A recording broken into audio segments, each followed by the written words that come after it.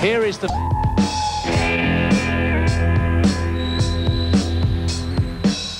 Venda, the warm subtropical homeland tucked away in the northeastern corner of the Transvaal.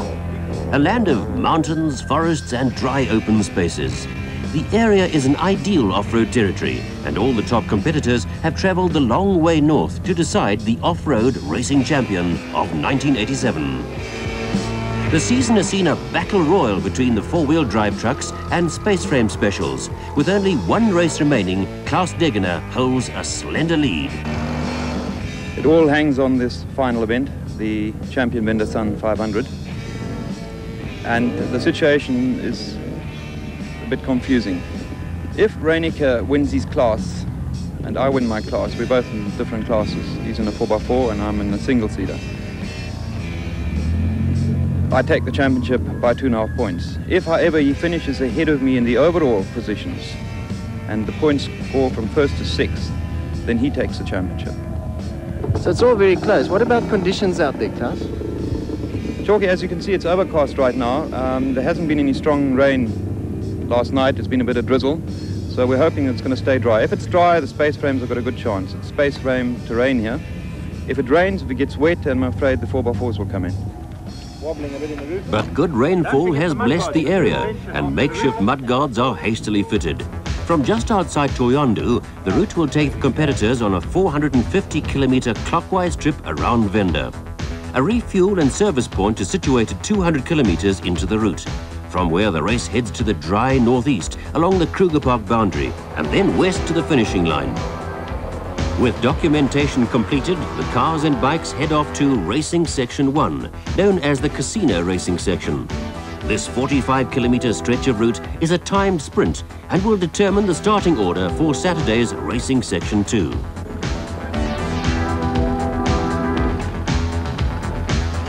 The single-seater specials are drawn first, and Klaus Degener must take his place on the line with the odious task of leading the pack into the unknown.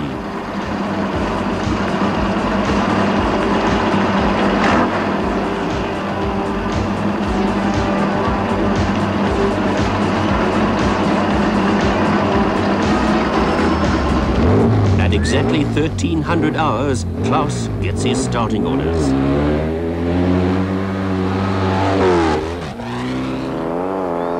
The champion Venda Sun 500 generates a lot of local interest, and Venda Radio is no exception, keeping the local folk informed throughout the event. Venda Sun General Manager Rod Walker is more than just a sponsor. He and the Sun Complex engineer Mike Kruger have for the past year been competing in off-road events. With Rod driving and Mike on the maps, the pair have had more fun than success. Their motivation, Rod explains. Well, we've been sponsoring this event for 3 years now. I got involved initially in off-road racing in Lesotho with the Roof of Africa, then in Swaziland. And then we came here, and after a year we got this event going. And over the course of the years I've got to know the guys, and it's a terrific sport. The camaraderie is unbelievable, and we felt we'd like to be more involved, so we put together a little off-road car. Mike Kruger and I run it, and I think this helps us understand the racing a little bit better. We know the guys, they know us, and they come to Venda Sun now, and I think it's that little bit better an event because of our involvement in the sport.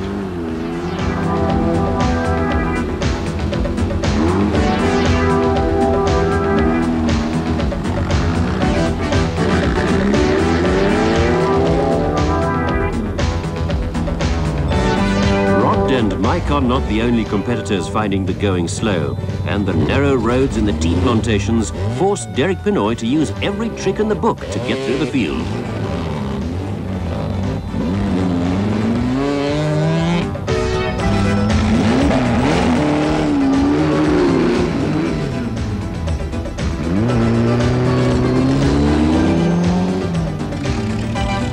In Class 10, the budget specials, Fred Levesque has scored top points in every event, and on these results, he currently lies fourth in the championships. Should all of the first three competitors miraculously not complete the event, Fred could, with luck, score enough points to win the national title.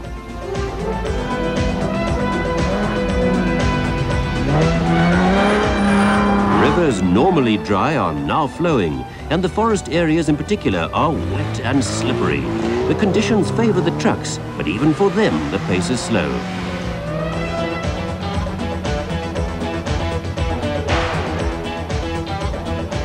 Among the big four-wheel drive trucks, the contest is Toyota versus Nissan. With Hannes Grobler out of off-road racing, the Nissan Challenge is headed by Arpi Reinecker and Pretoria businessman Linton Draper. Toyota's hopes lie with the Land Cruisers of Philip Milan and Johan Steenkamp, both needing points in this final event after a lean year on the circuit. Generally, the times are slower than expected, but most make it to the finish.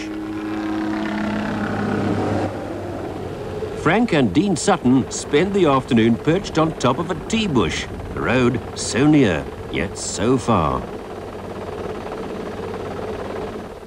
For others, excess water eliminates the horsepower.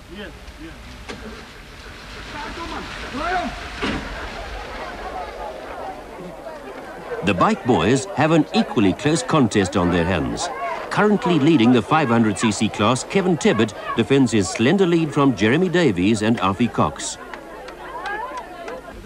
While Hilton Beattie has the 250cc class sewn up, and teammate Gavin Nimmo has secured the 200cc's. The big banger class is up for grabs. Kevin Tebbett's leading the championship at the moment by 3 points. I'm second with Alfie Cox third. So if I want to win the championship, I must win overall here, and Kevin must be placed third or lower than third. The Sun International Series is also very close. I got 3 points on Kevin there, so here I must just be in the first two to clinch that series. I've got to win here today to win this championship. Kevin Tebbett has to finish second to either Jeremy or myself to win. So it's going to be a close contest. Well, I'm feeling confident. Maybe I can pull it off. Well, I'm looking forward to it. I enjoy coming out to Venda, beautiful country to race. And I don't find there's any problem or tussle. I'm just going to go and do my best and enjoy myself. Man.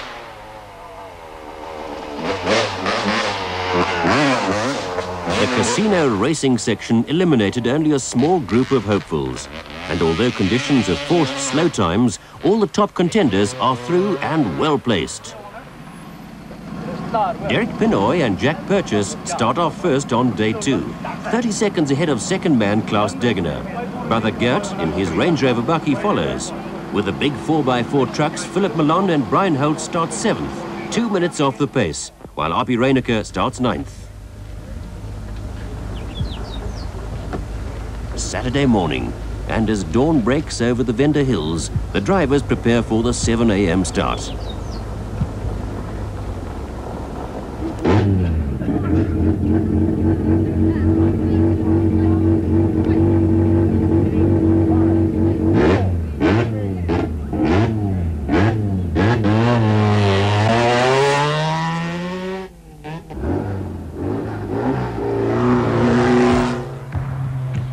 Kilometres into the race, and the Chenouth of Preziati and Swanepoel now lead. Pinoy and Purchase chase hard, followed by Klaus Degener, Bruce Carolyn and Gert Degener. Philip Milan's Land Cruiser is up to 6th place, with Draper's Nissan Safari 7th. The muddy forest roads favour the trucks in these early stages, as the midfield competitors fight to keep their places. Trying too hard can be fatal, as Gert and Jacques find out the hard way. Their race ends only 70 kilometres from the start, where the bike boys prepare to do battle only minutes away from their 9 a.m. start. We pick the race up on the dry back section, with the cars heading east. Klaus Degener now in front, having greater top speed on the Chenouths. Springbok Rally navigator Piet Swanepoel has his first taste of an open car. Back at Toyondu, and Willie Island comes under starters' orders.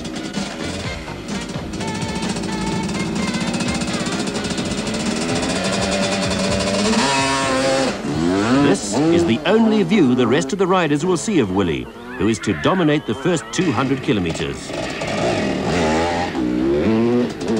Cox sets off ahead of Davies.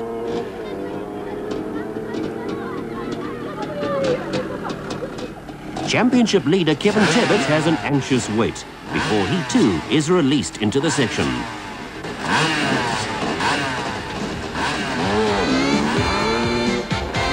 With road surfaces now dry and fast, longer legs outsmart handling. Linton Draper's big Nissan easily takes second place away from Preziati. Route Control D, situated off the main road, records fourth-placed Philip Malone, but has no recording of car 900 Klaus Degener. Klaus failed to take the turn-off as the roads rejoin. This mistake will push him 20 minutes ahead of the field, but earning him a 60-minute penalty.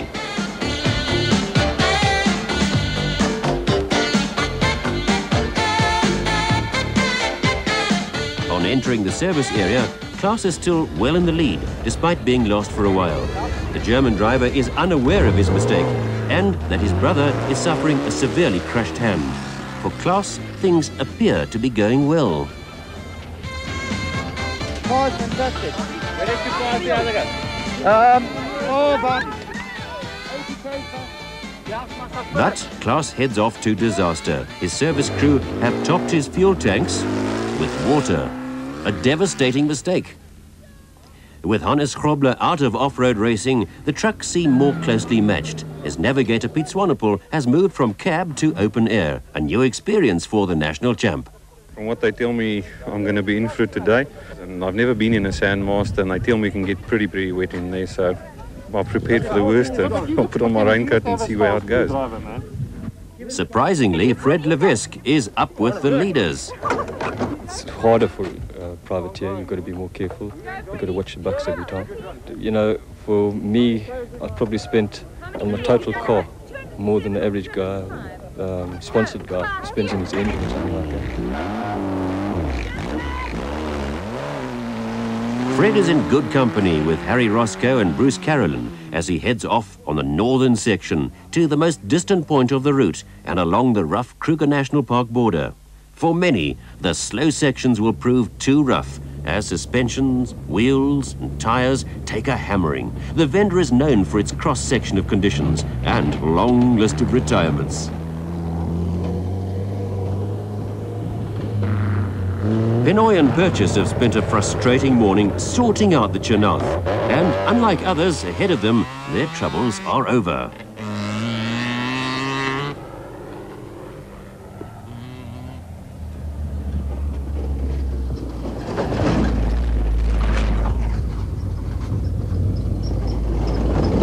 As the back markers rattle and bump their way to the service area, Willie Ireland and his KTM pop into sight.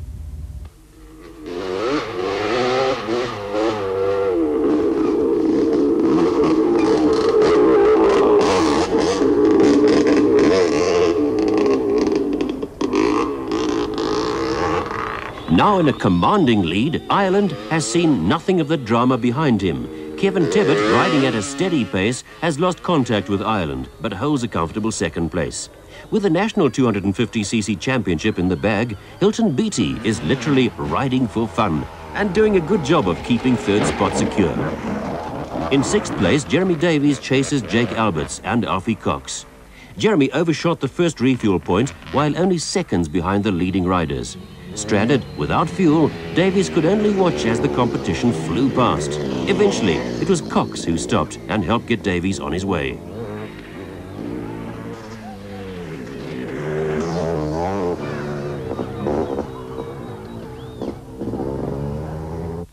Degener, in his King Scorpion, is going, but having lost over an hour on the side of the road, his race is all but run. The northeastern section is tough and slowly takes its toll. Swinging back from the east, Philip Malone and Brian Holt have put 10 minutes of daylight between themselves and those behind. The Nissan challenge dies as RP Reinecker retires and Linton Draper parks, bonnet up, with electrical problems.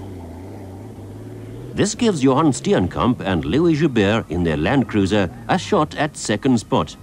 Driving at a steady pace, the big 4x4 still sounds and looks good. Johan could make it a first and second for Toyota.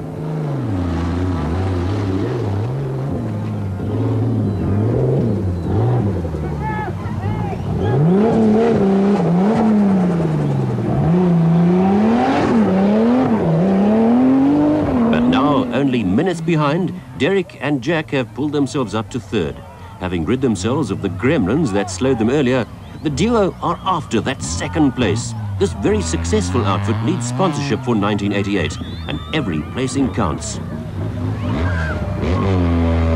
It was this little special that broke the domination of the trucks and started a swing across to twin-seater specials, a class that now boasts one of the largest entries.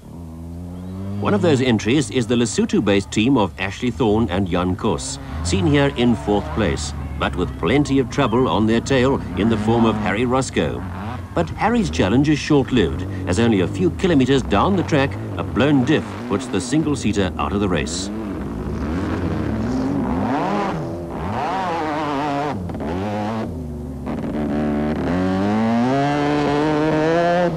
Back in the rough stuff, and Kevin Tebbit emerges as the leader. Riding a controlled race, Kevin inherited the front spot from Willie Island when the young rider had to slow with a faulting engine. The heat and sandy conditions caused the KTM to seize, forcing Island to slow his pace. With the South African Championship online, no one is more aware of the situation than Kevin himself. But the finish line lies many kilometers to the southwest, and a very irate Davies is out there somewhere.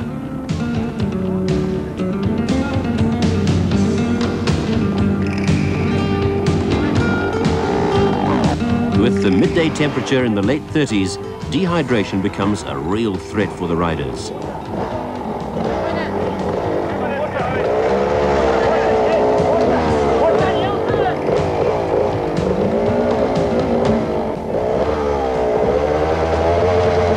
Hilton Beattie gratefully drinks from the marshal's water bottle, now able to face the 100 kilometers to the finish.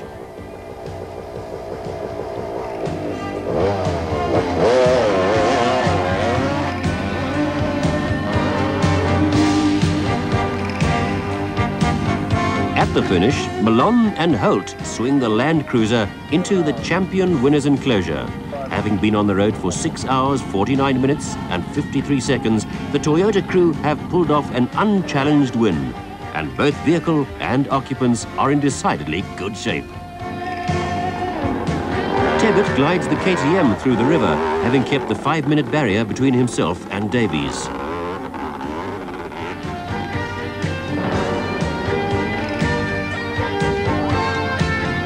Davies is riding like a man possessed, and try as he may, his efforts seem lost on catching Tebbit.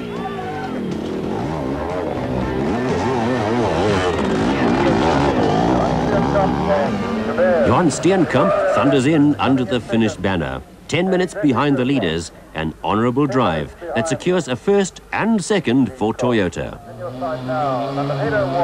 Only 2 minutes behind the second Toyota, 12 minutes off the winning time, Derek Pinoy and Jack Purchase have fought back boldly and take a very honourable third. Also third, but still with plenty of work on his hands, Hilton Beattie and his Yamaha race for the finish.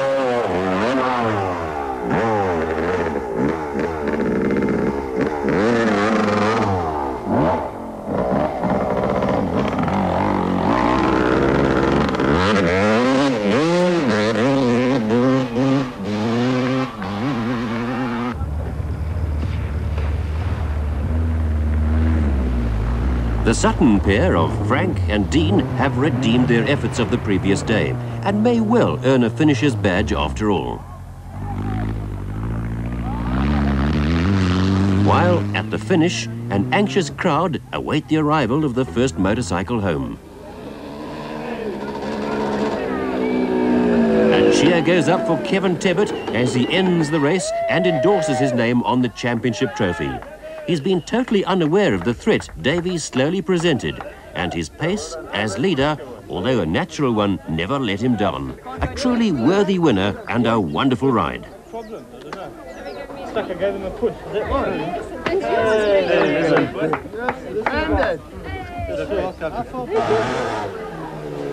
For young Jeremy, the mistake of missing a refuel point has possibly cost him the South African title.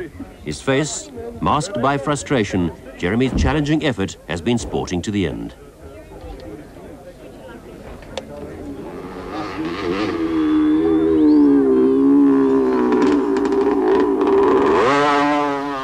luck stories will flow over drinks at the Venda Sun prize giving for Willie Ireland and Klaus Degener, both of whom had led their respective races to the halfway point. The last race of 1987 will have been a bitter disappointment. Willie must nurse the KTM home to register an official finish, while Klaus, in missing the checkpoint, faces a 1-hour penalty over and above his problems.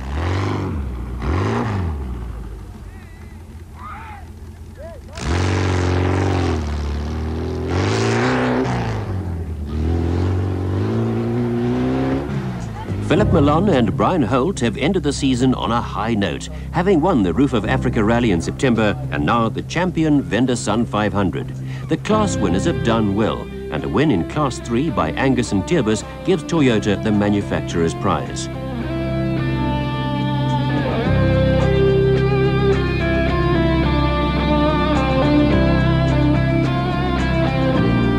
Kevin Tebbett wins with Davies in second place, a margin of just over 3 minutes in time. Cox finishes fourth, ahead of Atkinson and Fisher. Beattie wins the 250cc class, while Malcolm McDermott wins Class 11. With Reinecker retired and Degener out of the running, Fred Levesque's Class 10 win earns the budget special the National Championship title.